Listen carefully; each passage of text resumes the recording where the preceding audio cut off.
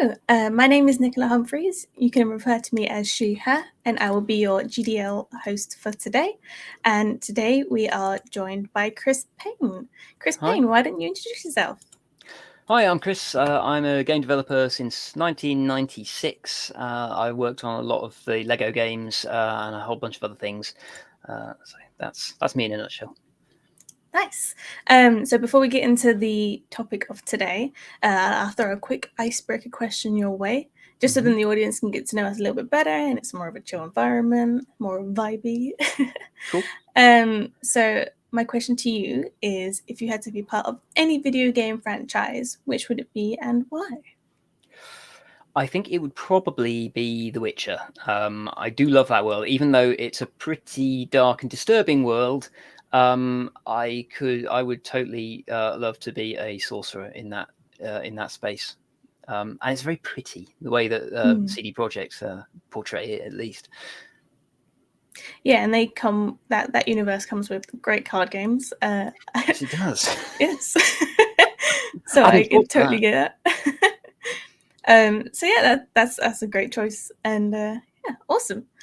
So yeah, our topic of conversation today is fidelity versus performance, and it's the modern games providing players with the choice of primarily playing in high resolution or playing in a high frame rate in next generation video game consoles. So modern consoles are the current generation of consoles, which are the ninth generation of consoles. So that would be your Xbox Series X, your Xbox Series S, and your PS5, and anything that's basically made from 2020 onwards. So, what are your thoughts on the current next gen consoles? Oh, they're super powerful. It's an interesting thing because obviously a new console generation used to be something that was very, very exciting because they used to look wildly different to the previous generation because the technology had moved on so far. But we're reaching a point of diminishing returns with the latest console generations where they're not doing very much new. The latest lot basically can offer sort of like higher resolutions, high frame rates, maybe ray tracing, but that's about it. Everything else that they can do can also be done on the previous generation. So I think we are going to. I think this generation is going to be with us for quite a while because it's going to take quite.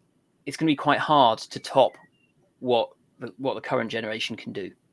Yeah, and the previous generation of consoles had stuff such as the PS4 and the Wii U and the Xbox One, and they are quite similar when it comes to performance for the new generation. So I feel like that's probably why that there's such a drastic aesthetic difference for the newer consoles. Like, even though there have been the memes of the Xbox looking like a fridge and the PS5 looking like a Wi-Fi router, they've at least tried to make it as distinct of a change as it has been from like the eighth or the seventh generation of consoles. Yeah, I mean, one of the interesting things I have noticed with both the current gen and the previous generation as well, we're starting to see so much more detail in video game environments that it is becoming quite hard to actually read that environment because they are so detail rich, and that has some interesting gameplay implications. So, for example, in Arkham City, I played that on the Xbox One, and their rendering of Gotham is so rich in detail with sort of like doorsteps and like railings and like trash blowing in the streets and stuff like that. There's so much to take in. You can't absorb it all to the extent that it's even hard just to navigate the city, and they had to put great big arrows on the floor to help you find your way around the city. And that, I think, it gets to a point where the level of fidelity is actively working against the player parsing that environment.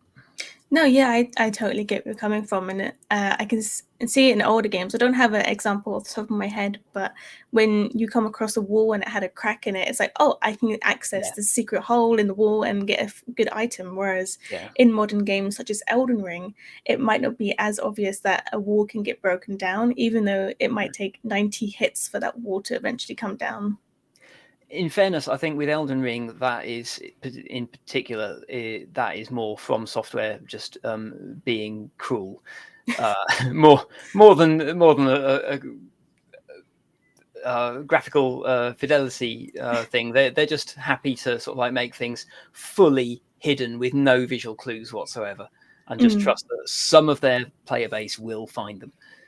No, that's fair, and it's notorious for FromSoft games to not be easy on the player, but still provide a Yeah, challenging experience, of course. yeah, yeah. I can't play those.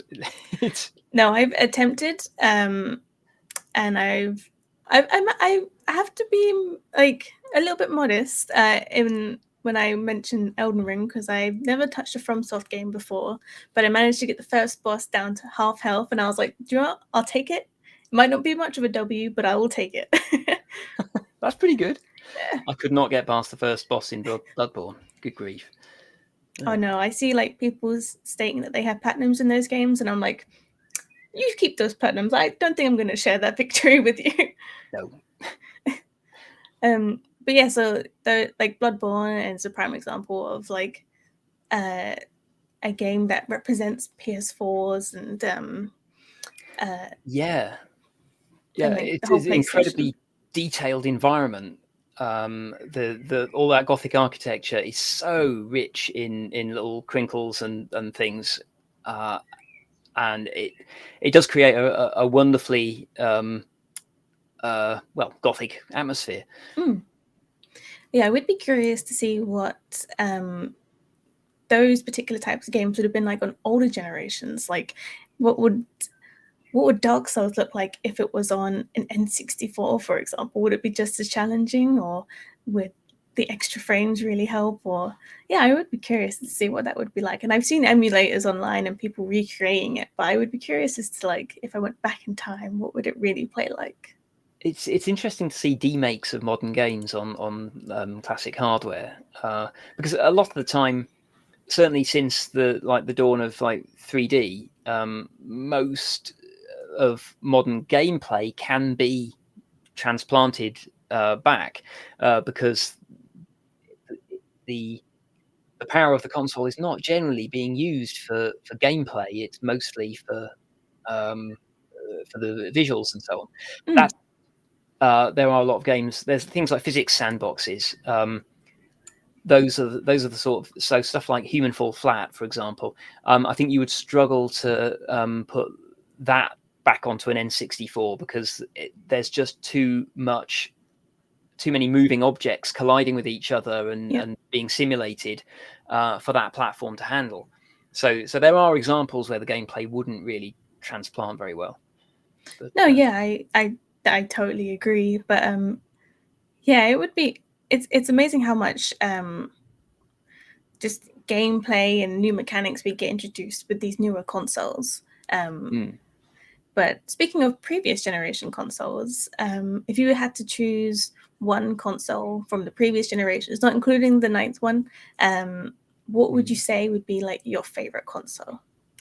My favorite, probably the original Xbox. To be honest, because that was the first console that I worked on, and it introduced shaders, Mm, which was an absolute step change in game development. It allowed us to do so many cool things that were previously incredibly um, complicated and had to be cheated and faked in various different ways. And mm, suddenly we could do certain visual effects properly, yeah. and it also opened the door for to create all sorts of weird and wonderful custom effects that nobody had ever seen before. To So be yeah. yeah, Like in the original Xbox, I believe was the sixth generation, and that was filled with like brand new things being introduced to those consoles. Like for yeah, example, the PlayStation 2 was backwards compatible with the PS1 games, and not only that, it could play DVDs, and that was like such state of the art technology for the yeah, time, and it's so hard to top that with modern consoles. yeah, exactly. The technology for games has it's beginning to plateau, I think, Mm, because there's just so little that you can add to something like Horizon Forbidden West. you know, it's hard to imagine it looking or sounding any better. And unless you go the Nintendo route of just doing something a little bit different. And I think Nintendo were quite smart with the Switch to go sort of like, okay, we're not, let's not get in a fight over resolution and frame rate. Let's present an experience that the competitors don't offer, and being able to just pick up your Switch and take it on the train with you, it's a complete, it's transformative, because it means that, like for parents with kids, or for gamers who have to like spend a lot of time on public transport, or if you've got a transatlantic flight or something like that, it's so incredibly useful. Yeah, I don't know how many times I've just been like wandering in and out of work, or just like going on trips, and I just see someone just in the corner just playing Smash Bros or Mario Odyssey or something like that. And with Nintendo as a whole, they are essentially like the crowning winners of innovative experiences, not only for their physical hardware, but also like the software as well. So it's very hard to like top that, especially when you see companies such as Steam bring out stuff like the Steam Deck, or when people compare modern games to Legend of Zelda almost in every review. Yeah, it's certain things. Just become so iconic in the industry. Although I will say Nintendo not 100% hit ratio. Although like obviously the Switch is a masterpiece, and the original Wii was a masterpiece for getting people who were not gamers to actually pick up the wand and play games, because it made it so much more intuitive. The Wii U was kind of like it was a half step towards the Switch, but it wasn't quite far enough. That I think that they were smart. Nintendo were very smart to recognize that they hadn't quite achieved what they were going for with the Wii U, and to just sort of like go back and redo it for the Switch, because the Wii U very much feels to me like the Switch prototype. It wasn't fully untethered. You could take it away from the base station, but not very far. No, yeah, that makes sense. And with the Nintendo Switch, it's very much, or just in Nintendo in general, sorry. They either have like banger announcements, or it's like very like sometimes it's quite a miss.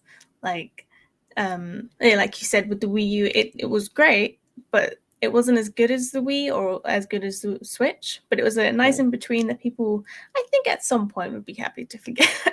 Yeah, I mean, it introduced a whole bunch of things that they then sort of like kept and did even better on the Switch, and they all work really well. I mean, just like the tilt sensor in the console. Well, they had those back in the Wii, I guess, but the touch screen is quite useful on the Switch for certain types of game.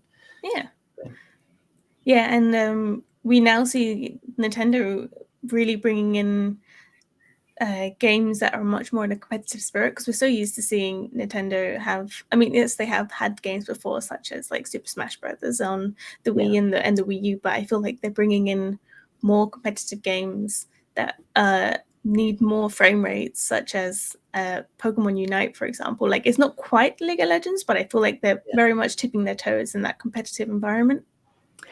I will say it'll be interesting to see, because we were talking about like diminishing returns, when like with whatever Nintendo do next is probably going to be very, very close behind Sony and Microsoft's efforts in terms of just like raw power. Or at least it will be powerful enough that, in the same way that the Switch is powerful enough to run Breath of the Wild, which is like an open world game. I mean, I think they worked really hard to make that work on for sure. Switch, but it can do it, and it's absolutely outstanding.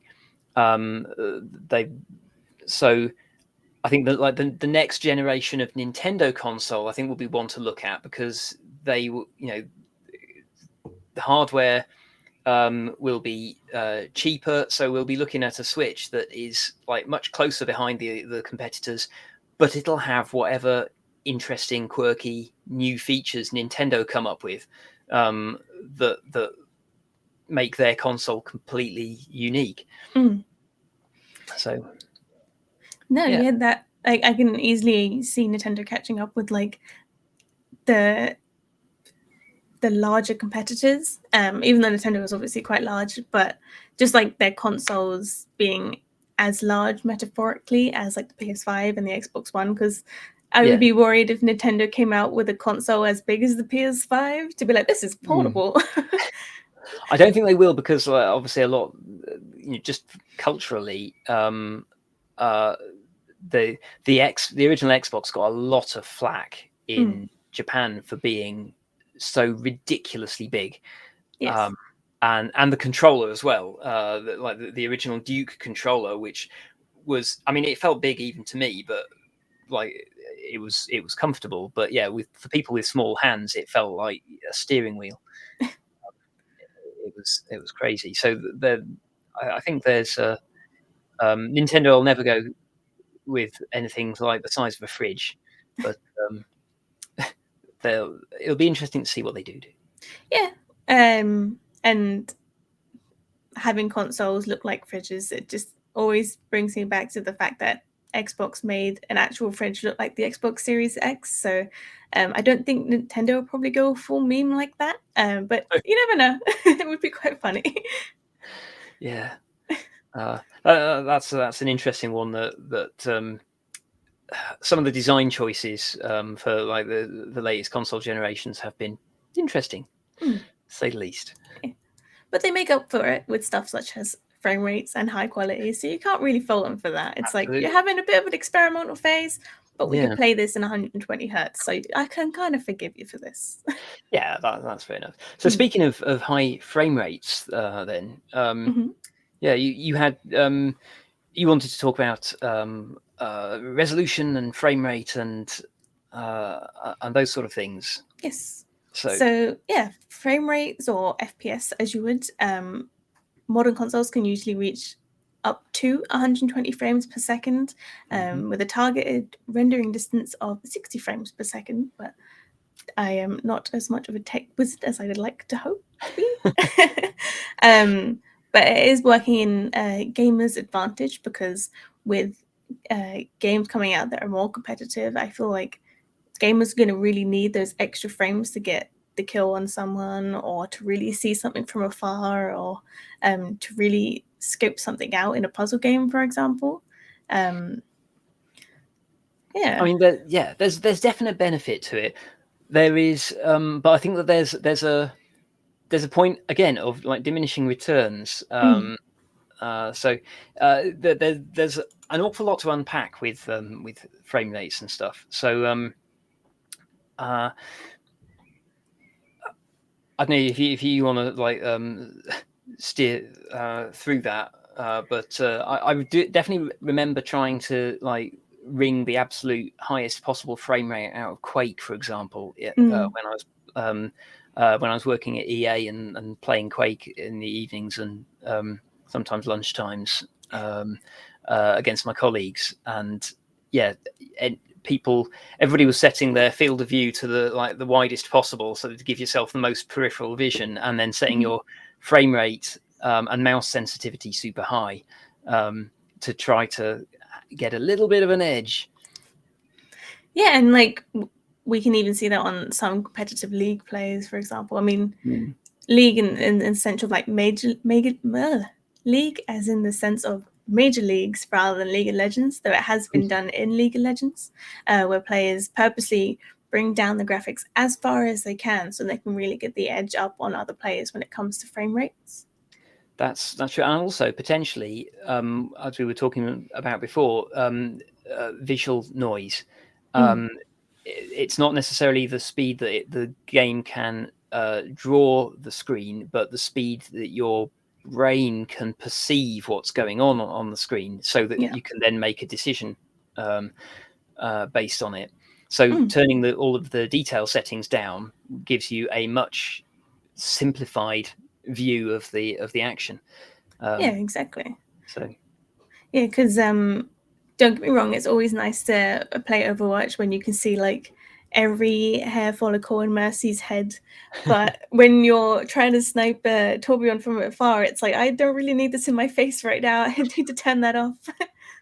yeah, Mm. it's an interesting one because like from a purely purely mechanical point of view, you might actually be better off with like a flat white environment and then just sort of like bold coloured hitboxes moving around the level, Mm. uh, which would be the optimal way to read the mechanics of it, so you didn't have to learn how big a hitbox a particular character has, um, uh, or how accurate the hitbox is to their visual representation.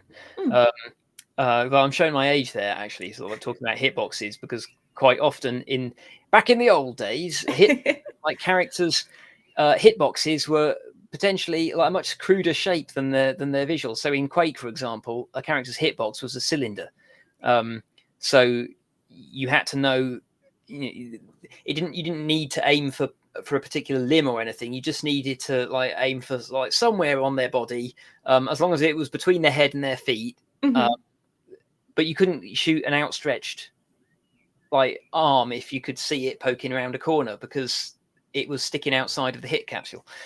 No, Um, yeah, yeah, and yeah, like even with like smaller games, because I've made projects before where I've only just had like the player as a cylinder, and that will do because yeah. I cannot imagine the code that goes into, or the engineering that goes into making it Well, a dynamic hitbox.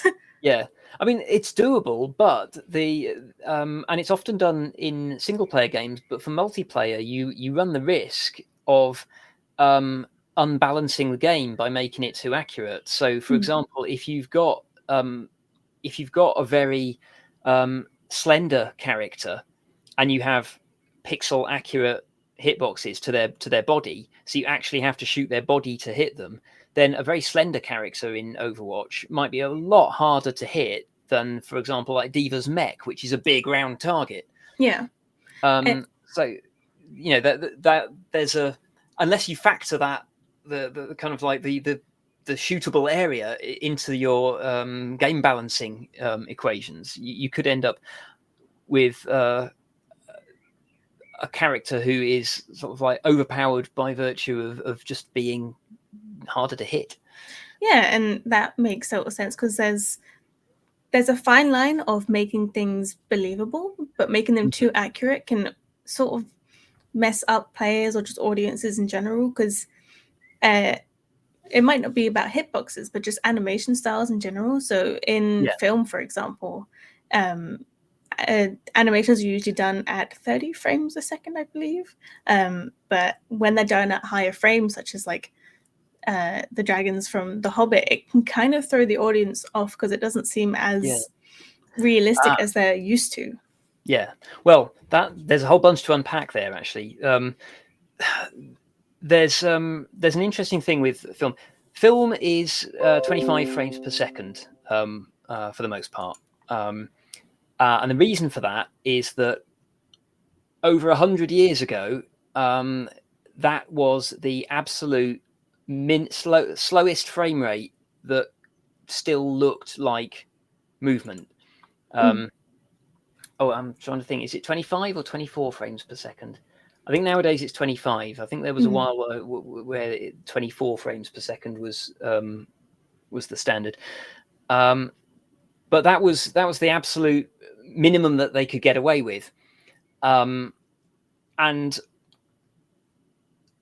for a while, that remained true. And like, because once all of this equipment that was filming things at 25 frames per second was in place, and film cost a lot, like there was very little incentive for anybody to go for higher frame rates, because you would just burn through more celluloid. Mm. um, and film used to be one of the most expensive aspects of making a movie, was the actual celluloid that you would run through. Um, uh, and there's an interesting aside to that as well, is because on celluloid you would have to, like, you'd move uh, a cell of Mhm. behind the lens, then you would have, then once it had finished moving, so it was stationary, you would then be able to open the shutter, let some light in, then you would close the shutter to move it to the next one, because otherwise you would end up with a blur if you never closed the shutter. Yeah. It would still be exposed as the film was moving through. So the standard that we have at the moment is 25 frames per second with a 180-degree shutter, which means that the shutter is open for half the time of that frame. So the shutter is open for 1/50th of a second, and that gives you a kind of like a 50% motion blur. Yeah. So not full motion blur for all of the movement through that frame, but only half of it. Unless, for example, you are you deliberately choose a different thing. Not many people go for like a wider shutter, like if 720-degree shutter, if it's open for 720 degrees, will give you a very smeary look. It's probably been used in a few films for like weird dream sequences or something, but it's just too motion blurry. But if you go the other way and you like go down to like a 20, maybe 20-degree shutter, possibly tighter than that, then you get a very staccato look, like Black Hawk Down, or Saving Private Ryan. It's quite popular for like war films because the lack of motion blur makes everything feel a bit more crisp and kind of documentary footagey. Yeah. It doesn't flow as well. But so that's where the tech sat for a long time, and culturally, we just got used to that look.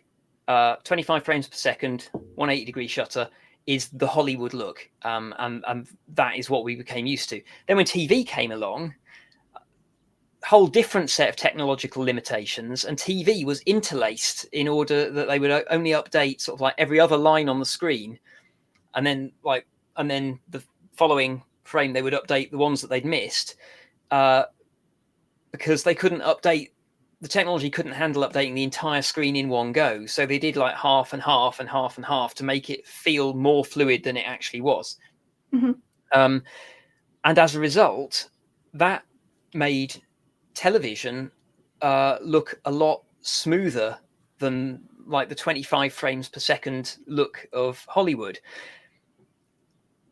And because television content generally has smaller budgets than Hollywood content, that became associated in again culturally with like cheap stuff. So if you have a Hollywood frame rate, it looks expensive and filmic, and if you have if you shoot on video, then it looks much more fluid, and therefore it feels like a soap opera. It feels cheap because that is culturally the sort of content that we associate with that very smooth flowing look.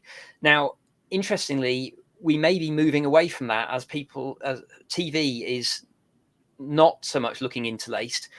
People can make content for TV that is 25 frames per second, and it works fine because I don't think anybody's really using interlacing anymore. The actual TV like broadcast signal probably still does use interlacing, but most people are just watching stuff online now anyway. Yeah. Where you have no interlacing. So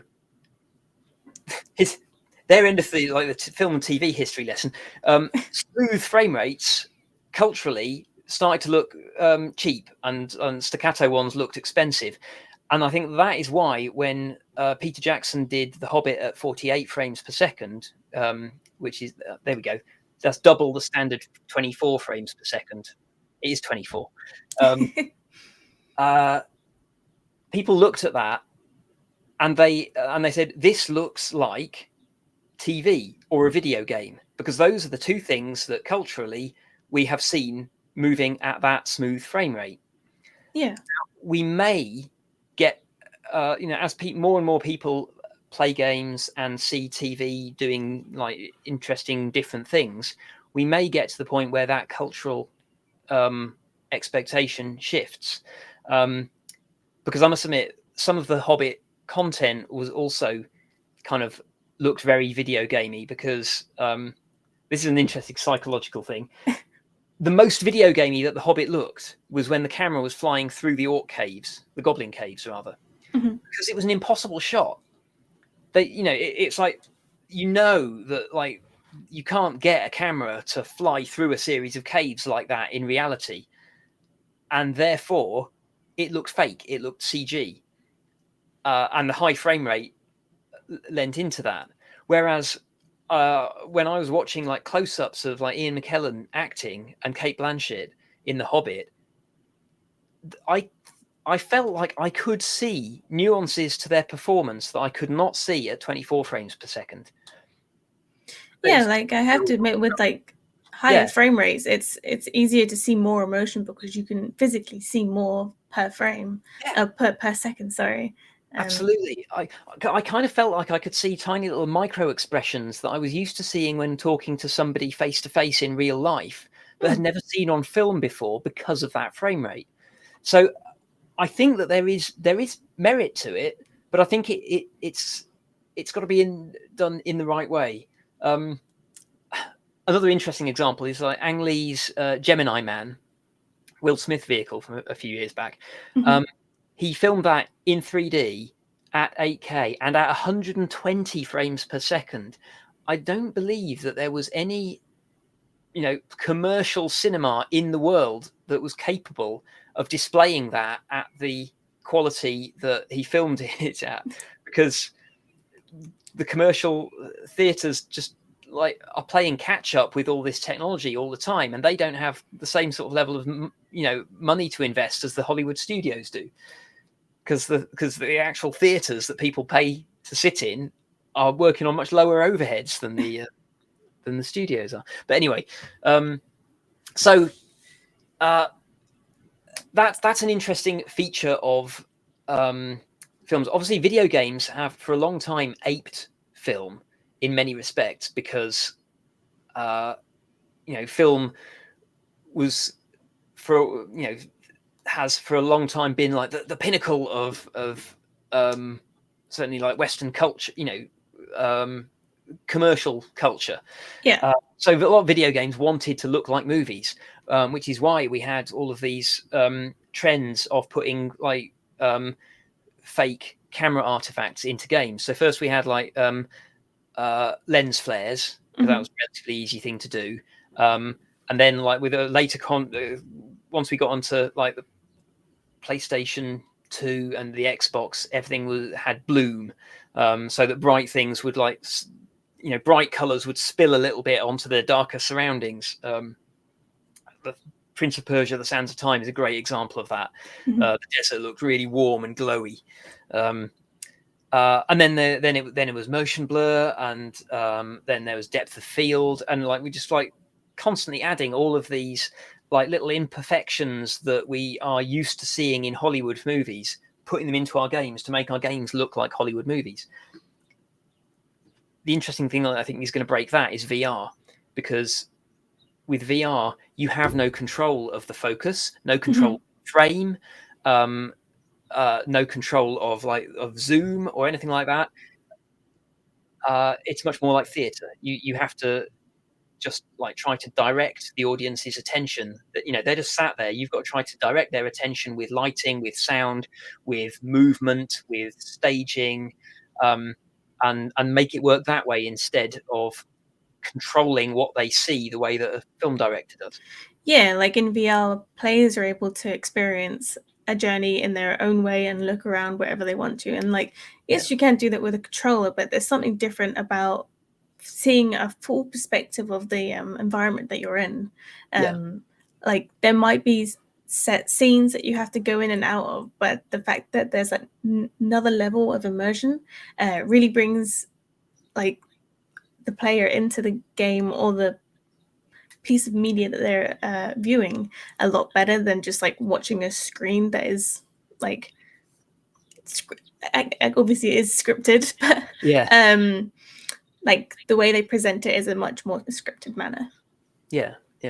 But of course, to make that work, we're back to having like requiring high frame rates. So you have to have at least 90, if not 120 frames per second in order for the screen to keep up with your head movements. Yeah.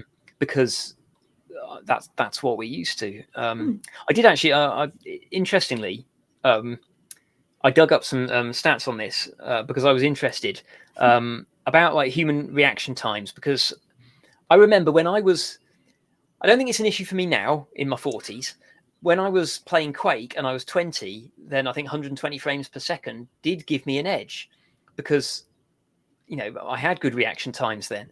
So I had a bit of a look to see what are human reaction times. Now, a lot of like reaction time tests say sort of like, oh, it's about 230 milliseconds, but that I believe is for the full round trip of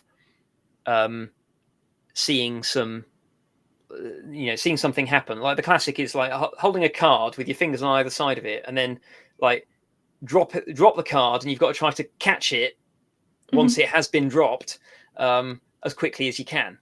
And you can't test this yourself. You need somebody else to drop the card so that you're not expecting it. And if you measure it that way with the full round trip, then you get about a quarter of a second. But obviously, in video games, you can react faster than that to things. Yeah. So I found a 2014 survey that determined that I think it was using like an MRI or something, that the brain it took 13 milliseconds to parse an image. So that was how long it took to get from the eye to the brain and be kind of like recognized. Okay. It was that long for the brain activity to settle when you show somebody a new picture, which is really interesting. So that 13 milliseconds is between 60 and 90 frames per second. So although I think that like the whole sort of like reaction time from seeing something and then that going to your brain, making a decision, and then issuing sort of like orders to your hand to click on the mouse or press the button, probably takes quite a long time. I think in terms of if you're moving the mouse to like get the cursor over a target, I think that feedback loop is way tighter than something unexpected happening and then you reacting to that. Yeah. Because the intention is already there. You know what you're trying to do, and it's just a case of like just hand-eye coordination to go sort of like, how far do I need to move the mouse to get this cursor over that guy's head? Oh yeah, that makes sense. And like I'm a subscriber of a channel called Slow Mo Guys as well, and you can visually see that reaction time, because I remember watching one of their clips and they had Dan lay down on the ground and they just dropped a water droplet onto his eyeball, and the amount of time that it took from the eyeball to actually touch from the water to touch the eyeball to him blinking was like a whole 5 seconds when they really reduced down the frame rate.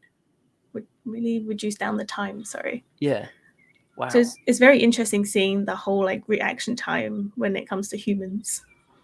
It's fascinating because obviously there's an awful lot of layers going on in there. There's the sensory perception. So actually getting the signal from the eyes to the brain, turn that into a coherent image. It's notable that in human beings, audio reaction time is slightly faster than visual reaction time, which is presumably because audio processing requires less brain work to do. I don't have a reference for this, but I'm aware that a lot of what you see is actually your brain filling in the gaps between what your eyes are picking up here and there. And it is very, very much coloured by your expectation, which is why eyewitness testimony is notoriously unreliable, because people see what they expect to see, because their brain is just sort of like grabbing at they're seeing bits of pieces, especially when, like, if you're in an accident, you're driving, um, you see a car, you see a pedestrian on the sidewalk and stuff like that. You don't necessarily take in the details of what they're wearing and what color the car is and so on. And your brain is just sort of like filling in plausible things, especially if it's not something that you're focusing on and it's not important. And that leads people to sort of like believe that people are indicating when they're not indicating because they were expecting them to indicate. All sorts of things like that. And like you can almost see that bleed into games sometimes, but especially with like the modern consoles and just the sheer amount of quality that goes into making a game so visually breathtaking.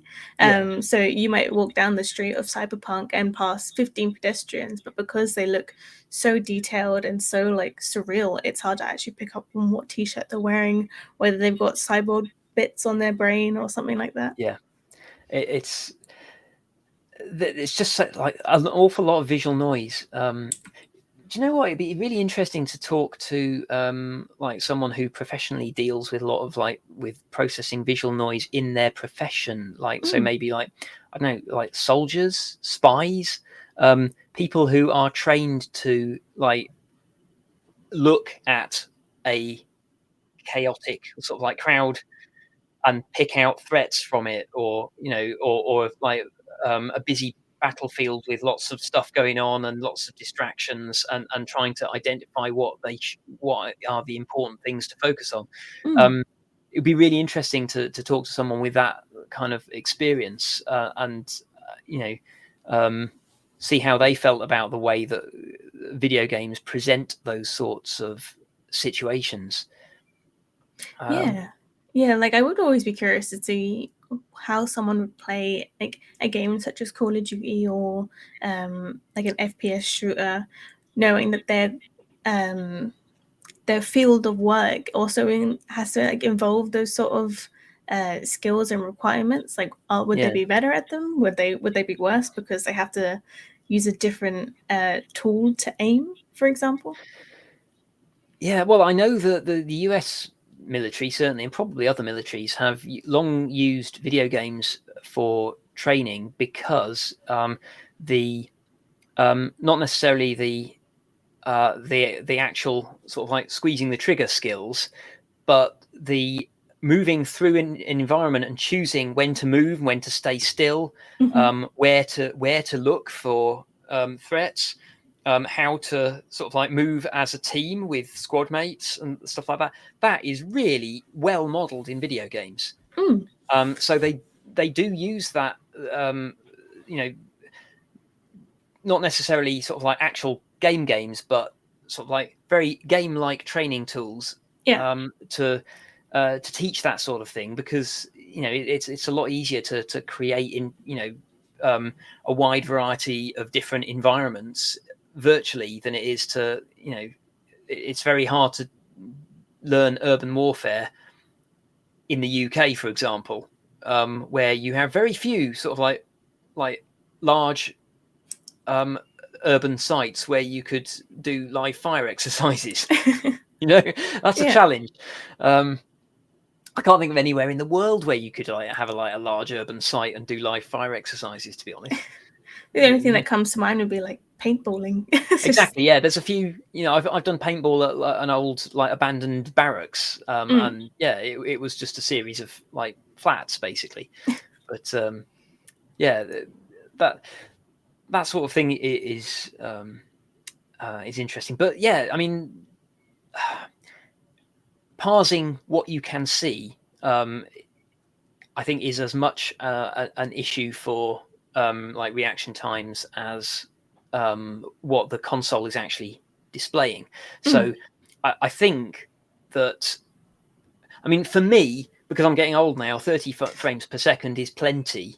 And I think for most people, 60 frames per second is good enough, because as I said, 60 frames per second, that is, you're getting a new frame every 16.6 milliseconds, of which it takes 13 milliseconds for you to register that the image has slightly changed. So that only leaves you with 3 milliseconds to react to it. I think 60 is probably as high as it realistically needs to be. Maybe for that example I gave before of like where you're like aiming the mouse and you are trying to you're controlling the movement, and the intention is already there and you're just trying to like bring the cursor into land.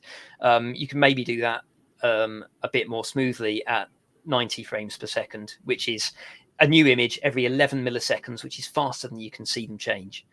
Yeah, and like if you purposely choose to play a game at like 30 or 60 frames per second, you're then enabling more graphics to be shown to you as well. So in modern day consoles, you can choose between either a performance mode where you can play like 60 frames or maybe 90 frames or even 120 frames if your monitors can handle 120 hertz.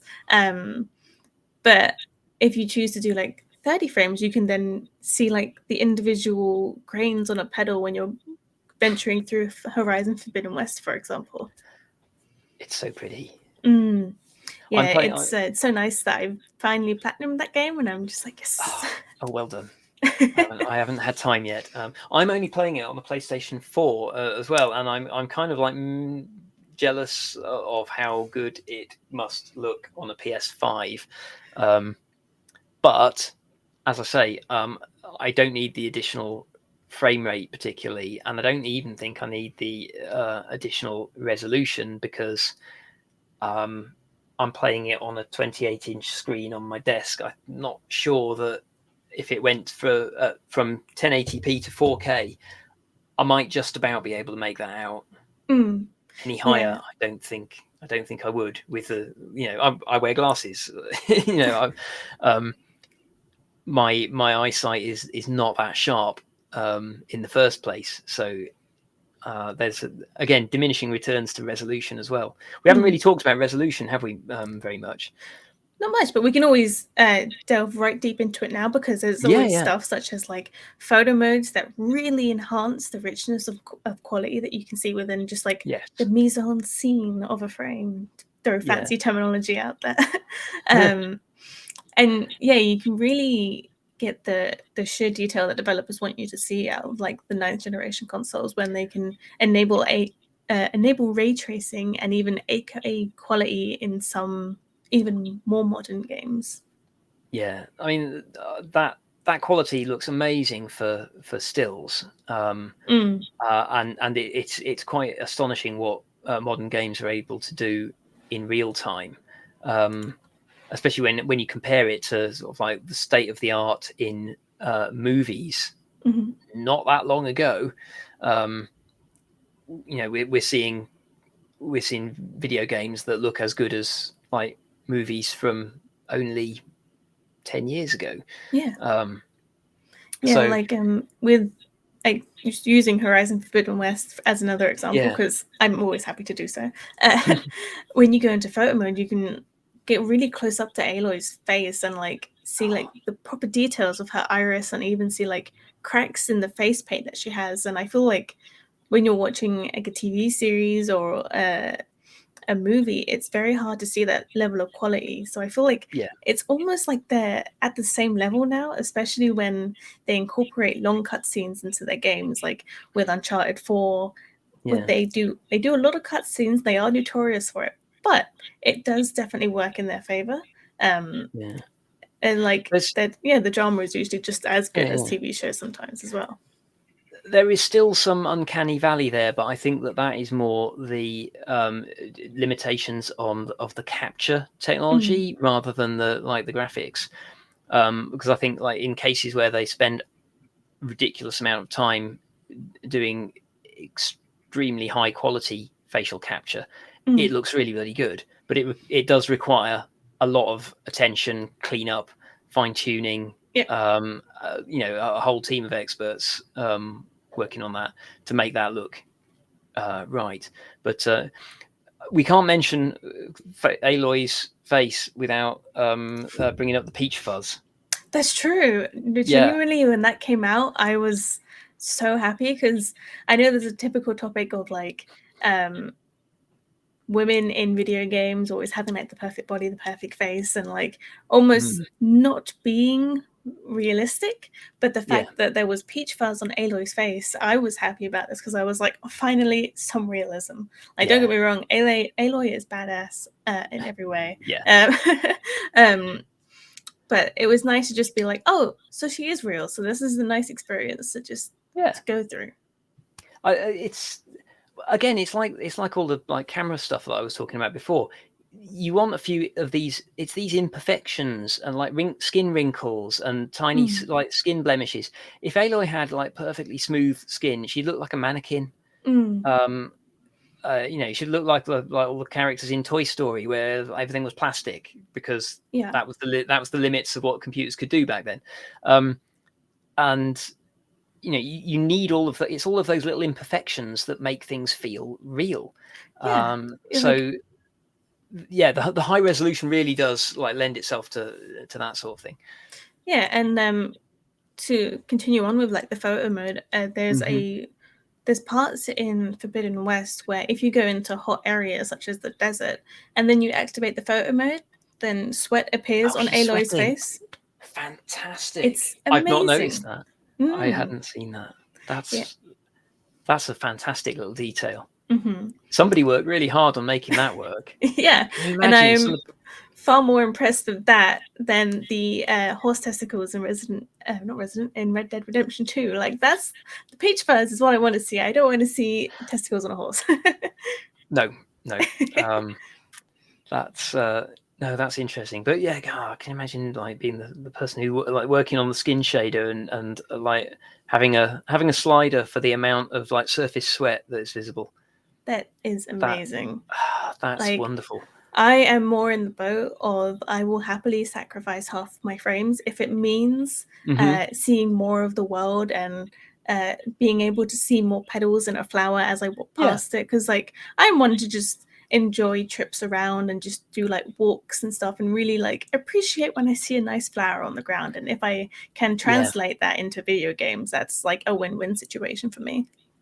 I really enjoy virtual environments, particularly like natural virtual environments, and just being immersed in them. It's Mm.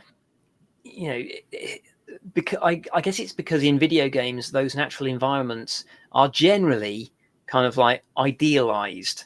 If you're going to put like a stream and a waterfall into a video game, it's going to be an archetypal chocolate box little waterfall with a like stream rippling through the rocks. It's going to be Mm-hmm. just the beautifully aesthetically pleasing amount of moss on the rocks and like overhanging trees and so on, and it all looks gorgeous, Mm. um and in a way that you don't really see in real life unless like you're a photographer combing sort of like the depths of like Wales or Scotland looking for these sort of like obscure little glens with amazing little like streams running through them.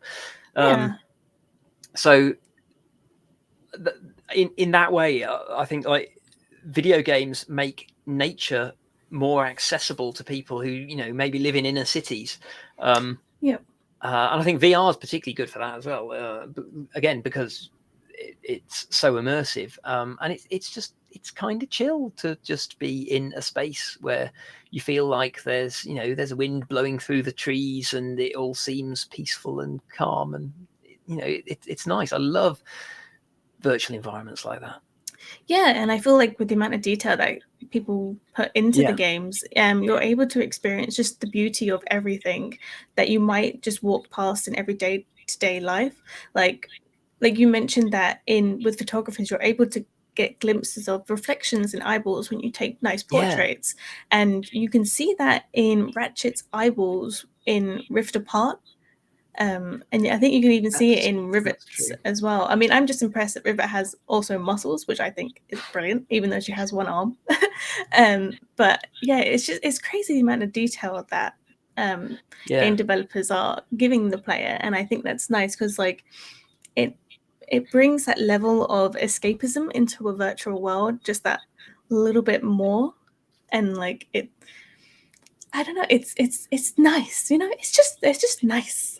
Yes, I think that's a really good point, actually. And although we've kind of talked about it a bit, we should probably highlight that in terms of like fidelity, it's not necessarily just the like the resolution and the like ray tracing, so like the light quality and stuff like that, but the amount of detail. I mean, I did mention this a little bit earlier about having almost too much detail to parse, Mm. but improvements in console technology allow us to put in so many more little details, like being able to walk through undergrowth and have the leaves brush aside as you pass. Yeah. Um, uh, Details like that, or that's more of a simulation thing. It's nothing to do with like frame rate or resolution, but the additional power of the console allows us to simulate more details that contribute to the fidelity of the environment. Yeah, and to use Uncharted again, like I know it Mm. was in the second Uncharted, but when Drake would go into water, his trousers would be wet, and Yeah, just something simple like that is such a great level of immersion that you wouldn't be able to see in like much older generations. But I feel like that's been really, really enhanced in like the newer generations of consoles, with yeah, like the Xbox Series X and the other yeah. series that they are going to bring out. It's amazing that the sort of detail. I remember on the PlayStation 2, when I just started at TT Games, they released a game called Haven Call of the King, which in which the main character wore a hoodie, and he would put it up when it rained and take it down again when it stopped. Almost every review picked up on that and called it out as a nice little attention to detail. Mm, It's little things like that that where you wouldn't normally expect it, just as you wouldn't normally expect a video game character to brush foliage aside. You'd expect them to just clip through it. Um, yeah. those little, or sort of the way like Aloy leaves like footprints in the sand as she's like walking through the desert and stuff like that. Mm. I mean, we've had footprints in games for a while, but the way that they happen, even like under the dinosaurs, and like even as she rolls, sort of like she leaves like weird sort of like back prints in the sand, and so on. I'm not entirely sure how they've done it all, but yeah, that sort of additional simulation detail really helps the fidelity. Um, Yeah, and like you can even see that in other outlets as well. So, for example, I'm quite the bank reader, if I do say so myself. And you can see that when there's such a high level of detail, it's so easy to like bring yourself into that world. So there's been great panels in franchises such as Berserk and One Punch Man, right. that you see them and you're like, wow, I feel like I'm actually inside this world, even though it's black and white and drawn with a pen.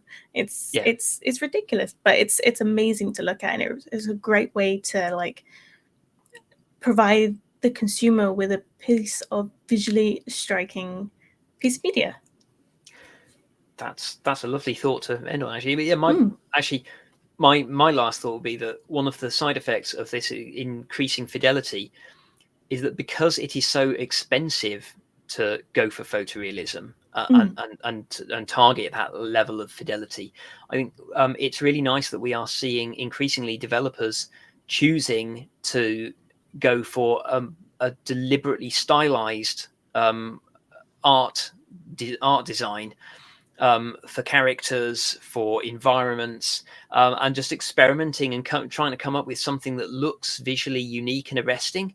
Um, mm. I think we're starting to see video games starting to experiment with the way that they look, um, to create an appropriate like look and feel for the game that is not just sort of like chasing after photorealism as we were for so long with the Yeah. earlier generations, and that's really nice to see. Mm. Yeah, and it's also nice to see in other media outlets as well. So when film really starts to get experimental with their fidelity and their frame quality as well, such as like Into the Spider-Verse, where they really flip Yeah, flop about animation frame rates, but it works to complement the aesthetic and the fidelity of the movie. Which, by the way, great movie. it is absolutely. And I would just be curious to see when like what films and franchises do in the future to match that level of like complementary stuff to like, I don't know, to like present us the new Avatar, for example, when there's the next Disney movie. Like, will there be experiments with animation and fidelity that really strikes the audiences without sacrificing either side? Yeah. I mean, I think we're already starting to see that with things like Arcane, the League of Legends animation, which does some also very, very good. amazing stuff with the painterly art style, coupled with and incredibly fluid animation. This is a good example of where like the animation looks to be about 30 frames per second, and then the all of the smoke and flame and sort of like electrical zappy, like all of those sort of special effects are hand drawn on twos. So they're at 15 frames per second instead, and they're all painted on afterwards. And it's an unusual look, but it creates a distinctive feel for that story, and it works really well. Yeah. So yeah, I applaud Fortiche for their work on Arcane, and I'm very excited to see other studios experimenting with the look of their animations. Yeah, just because it's CG does not mean that it has to be sort of like shiny. No, it can be gritty and just be as good. Yeah. But with all of that in mind, I do have a final question for you. Okay. Out of all the stuff that we've talked about before, Mhm. would you prefer to play in a high frame rate or a high resolution? If you had to choose. Honestly, yeah. I mean, I think it depends how high. Honestly, I am very, very happy with like 1080p at 30 frames per second. Having grown up, when I was at school, I learned to program on an 8-bit computer where I had, I believe it was 160 pixels wide, Oh, wow. and you had 16 colors to play with on screen at once. So basically, having stuff that is like looking better than like the movies that I used to watch at the time, I just feel spoiled. It is truly a golden age that we are living. Yeah, as soon as I turn up the high resolution, I feel like I almost shouldn't be looking at it. I'm like, I don't feel like I deserve this. I don't deserve to look into Aloy's eyes. But yeah, that this has been a brilliant conversation, and it's always nice to just discuss like the choice between fidelity and performance, because I know that everyone has their own personal choice, and it's either one is a brilliant choice. But yeah, with that, it concludes another episode of Game Dev London and the Game Dev London podcast. I've been your host, Nichola, and you can find me at Humphreys Media on basically everything. But yeah, thank you, Chris, for being my guest today. And where can people find you? I am mostly on Twitter at Quixotl, Qixotl. Nice. Yeah, and you can also find us mooching around on the Game Dev London podcast and the Discord. And yeah, thank you to everyone who's tuned in today, and make sure to tune in next week when I'm sure there's going to be a very lovely topic to listen to as well. And be sure to check out Game Dev London for the latest updates too. Yeah, see you this time next week.